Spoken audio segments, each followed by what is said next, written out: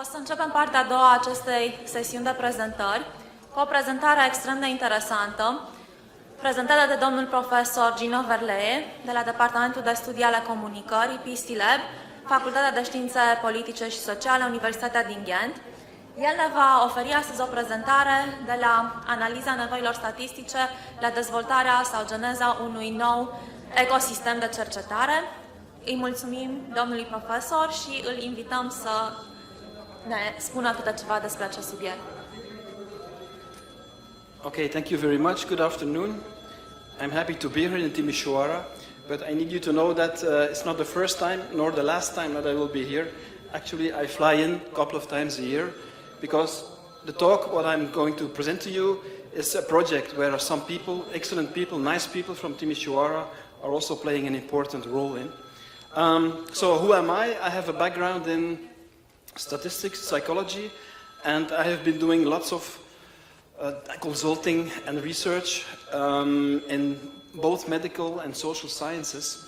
And what you will see here is sort of the fruit of a lot of thinking and a lot of effort in order to assist people having data to get the maximum out of their data. So this is not about literature and libraries and a fast and efficient way to retrieve information. It's about the content of what is in the next stage to be published, being the data, okay? You will also see that my focus will be on survey data, so working with questionnaires. And the examples that are used in the presentation are based on social sciences research, so psychology, sociology, communication research, and so on. But as I told you a minute ago, this also holds for medical research. I am quite often involved in projects related to spine surgery, for instance, and the questionnaires that are used there to measure pain and to measure post-treatment improvement of patients, these are also questionnaires. So when I talk about questionnaires, it's globally the processing of data captured on paper or on any device. Whether it's in medical or in psychology or in marketing, it doesn't really matter, okay? The background of the talk is the mere fact, the simple fact that in every kind of business we are collecting lots of data and we also have access to a lot of data, which is good. But my worry, and I have a lot of cases seen that are not really excellent in terms of research and scientific quality, my worry is that there is a lot of data and many people have access to data, but the problem is they don't have the right skills to work with the data. I will give you some examples later on, but I see many doctors, surgeons, clinical research nurses, psychologists, and lots of different people gathering data because they have the tools now to gather data, like SurveyMonkey and other tools. And there are also sort of emerging of nice databases. If, for instance, you are in spine surgery, you have KEOPS, which is a very fine database to put in all your information. But then the problem is that people want to analyze the data themselves. So the big challenge for the team behind what I'm going to present you now is that we want to offer a platform which enables a non-scholar, a non-statistician to derive with the proper conclusions based on the data he or she collects, okay? But let me go to the next slide. So,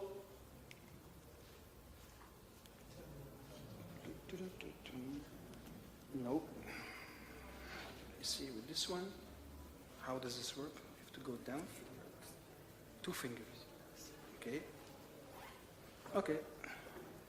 Okay, so I don't know how many of you do have some experience or a little background in statistics, but in order to understand my talk, you need to see that, you need to understand that there are 3 types of data when you gather data, and 3 types of typical statistical kind of analysis.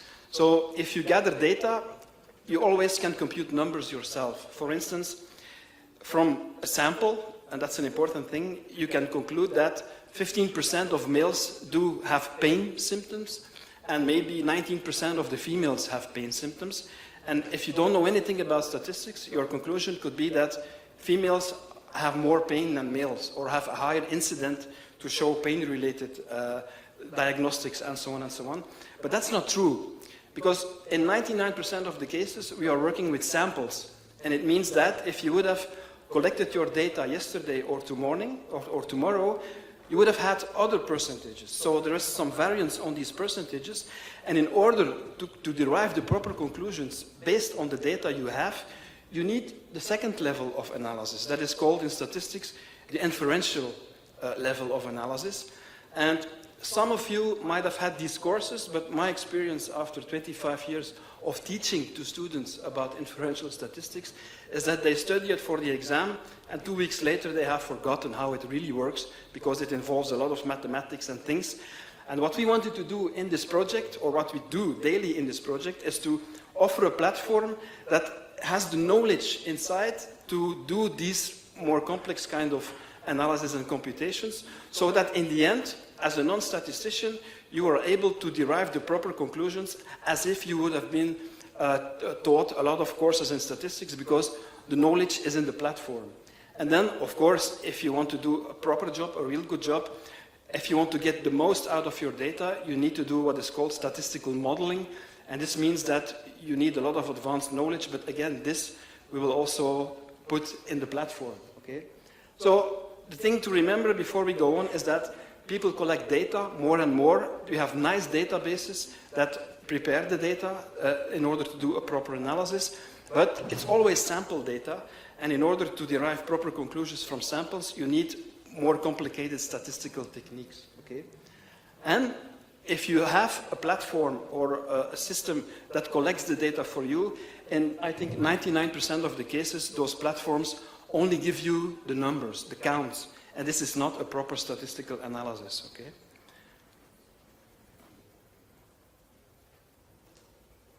Okay, so as I told you, many people might have once had courses on statistical analysis, but the thing is that rarely they use them. So I often see reports written by doctors, nice doctors, very professional doctors, thinking that they know something about statistics because they are able to compute a mean and a percentage, because they have data and they want to derive numbers. But from a statistical and a scientific point of view, it's really dangerous to do that, because it takes more knowledge than just computing an average and compare it to another average to do a good job on a scientific level. So the mission of the team, as I told you, in which some people from Timisoara are highly involved, is to empower all those people with data and make sure that they really can do a very professional job themselves without having to buy or hire a top expert or a professor of statistics like me. And this is the way we want to empower all of you having data in order to do a good job, okay? So the key words is that we want to provide a means to do an error-free job, so you cannot make mistakes in the platform, and it is easy, so it's really all kind of barriers that would exist. We have tried to tackle these barriers. It's very graphical, and it's fast, because we all now have the attitude like we want results well, before tomorrow, because we have the data and we want to go fast forward, okay? Now, before starting developing a platform, the question was, of course, what do people think about statistics? And we have been talking to not a lot of people, 161, but that's more than enough to derive a basis of understanding and conclusions. And what you see from this graphic is something that you probably will expect, but these are numbers, and this shows you what's going on in the minds of managers and people who want to work with statistics. Almost all of them, let's say 4 out of 5, they say we need smarter statistical software. Again, I don't know what's your experience, but doing a good job with statistical software is not simple. It's a complex kind of software, and it's not user-friendly. So they are open for a more user-friendly solution. And for all these people, 9 out of 10, they say, for me, in my job, statistics is important. I want to derive conclusions based on numerical research, okay? And they all agree, or rather 7 out of 10 agree, that it requires some proper skills in order to work with statistics. And also, it's easy to make mistakes. That's true. I see that every day. Students, colleagues, not really aware in statistics, they make mistakes. And statistics, that's not easy, something complicated. And with that data, I played a little bit, and out of the results from a pretty long questionnaire, I sort of derived 4 types of people working with statistics, or that should work with statistics in a professional context. You have a big group, I call them the conservatives. Why? I will show you in a minute. Then you have a small group called professional users. They use statistics every day. You have a rather big group. People have to work with statistics, but it gives them a lot of stress. And of course, with this platform in mind, we want to help these people as well. And then you have people that are open for innovation. And why is that? Why these names? Well, this is a line graph showing that these 4 groups do have different profiles. I won't go into detail, but one thing is very remarkable. That is that if you look at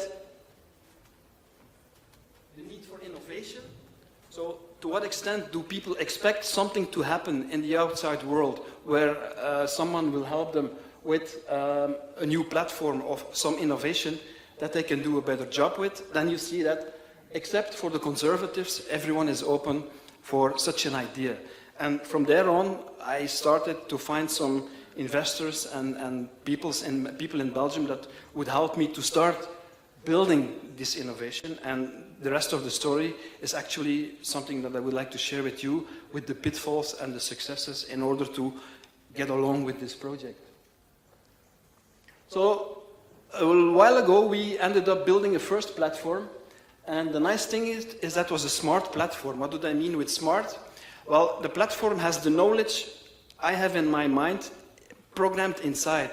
And it means that if this platform sees that 9% of males and 15% of females in a sample say something, then this platform will do a lot of computations in order to be sure that if you say that there are less people in the female group and more in the male group, that this is really true with at least 95% probability that this is true. So there's a lot of knowledge in the platform, and it was very graphically oriented. So no tables, no numbers, but graphics and figures.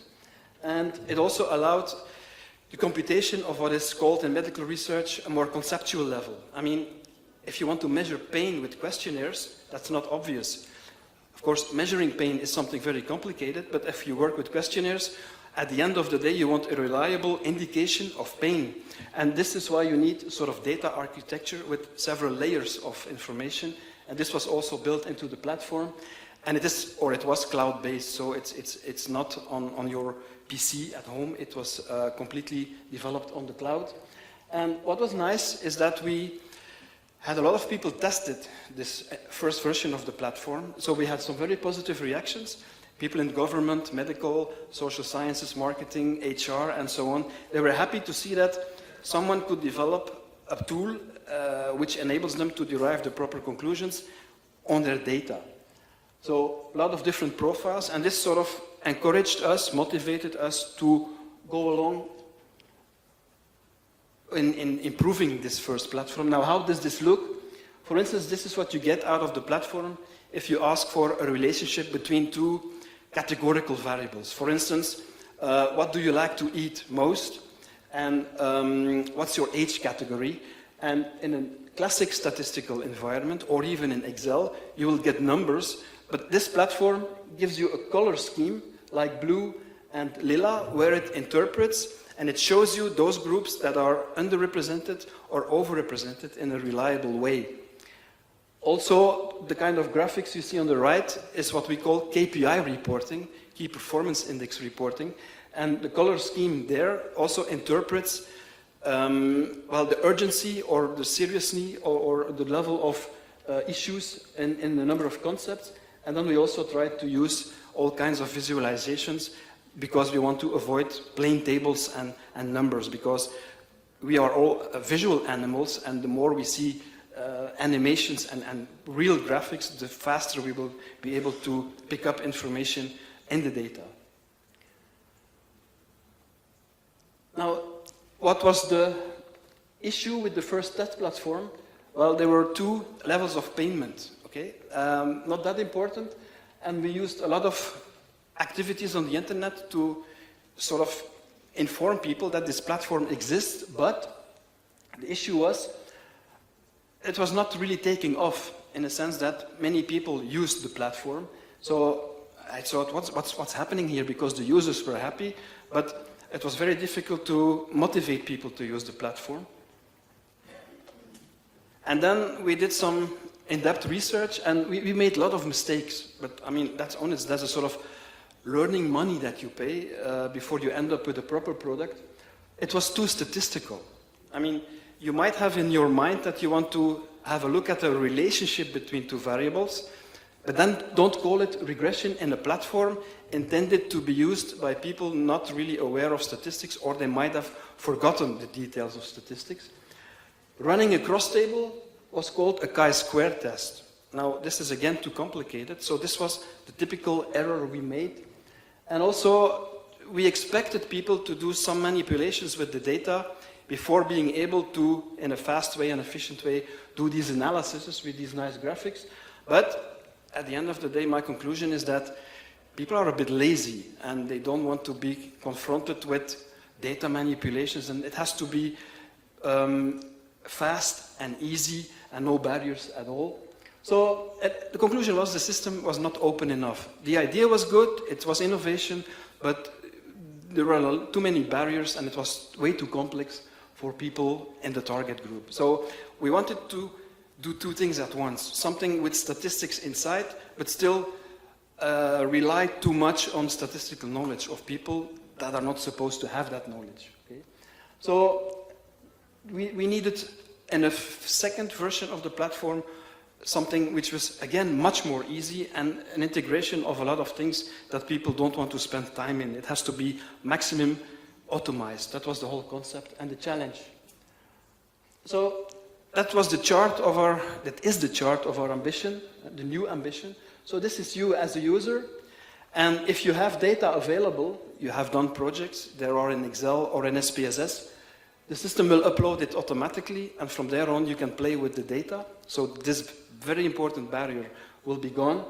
And then if you have to collect data within the platform, you can, through apps, so it's really 2015 kind of technology, you are able to activate our apps, but also third-party apps, depending on how you want to collect your data or link with databases and so on and so on.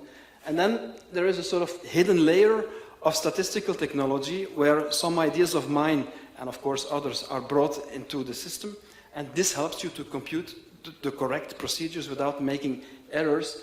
And then you have a very intuitive way of interrogating the database. So it's all a matter of answering a very simple question: what do I want to know? I want to know the key information about the variable called weight.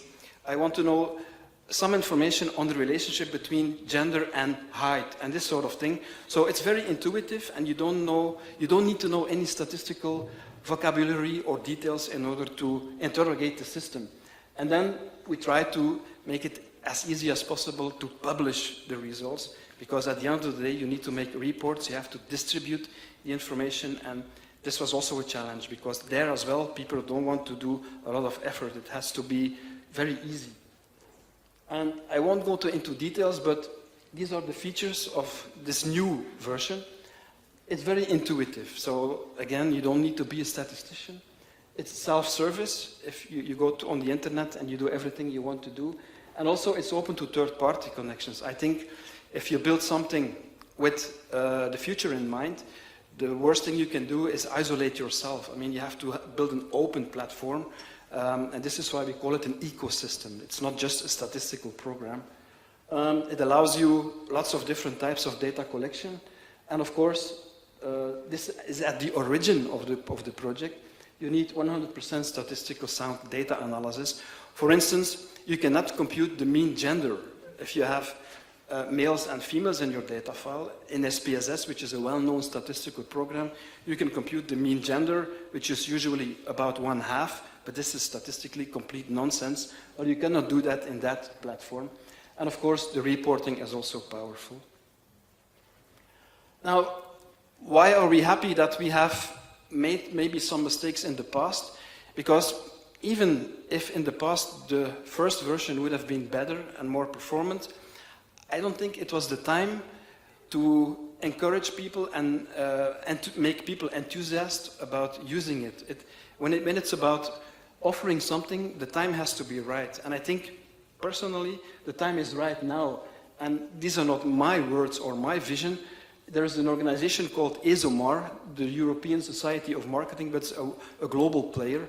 And if you look at the information they have, they say that about 100 million people are using surveys on a yearly basis. And if you look at how many people out of this 100 million are using proper statistics, it's really a very low percentage. It's not even 10% of them. So there's a lot of people there who might see some added value in a smart platform that gives them the proper conclusions on their data. And also, as I told you in the beginning, there's huge piles of data, from surveys to big data, and many people are today asking themselves how to bring all that information together, how to build bridges between those different kinds of databases. And this is also something where our platform could play a role in. And also, more and more, you receive information on your smartphone. When you're, for instance, in a store, the system knows location-based that you are in a store, and then you get maybe 2 or 3 questions on your smartphone, and these are also brought into a big database, and there is missing data technology coming up, and this is also in the platform. So we try to build bridges between all new kinds of innovative ways of gathering information, and the whole idea remains the same. That is that we try to empower non-statistical people, so people having data or having access to data with a powerful platform which they can trust upon, because you cannot make any errors there. And then finally, it's not stopping here. The challenge I have with the team is that, well, you cannot cook without gas, that's obvious, so we are in the need for investment, but we are rather convinced that this will work out fine. And we have to create a brand, because the big mistake we made with the first version was that we expected people to join us, to join the community and so on, but there wasn't any marketing. So you have to spread the news, talk about your project, and then perhaps people will look at it, and if they are happy with it, spread the news, and so on and so on. And we have to onboard a lot of people, all kinds of researchers, medical, marketing, HR, all those people with data, and convince them that we have a solution for them. Of course, build partnerships with companies of various types. And also, the question is, where shall we launch this? Will we do it in the United States? It's a huge geographical, opportunistic area, but I'm not so convinced that the attitude of Americans towards using a European product, which is built in a synergy between Belgium and Romania, if they are open for that. So it's dangerous, because you only get one chance to do it for the first time right, you know what I mean? And then, instead of building the things we think you will need, we will have to listen to you, and from there on, build the next version of the platform. So this is about 6-7 years experience in order to conquer the world and make statistical analysis available for everyone. This is a sort of mission of myself, but I'm really happy that I was able to share this with you. Thank you very much.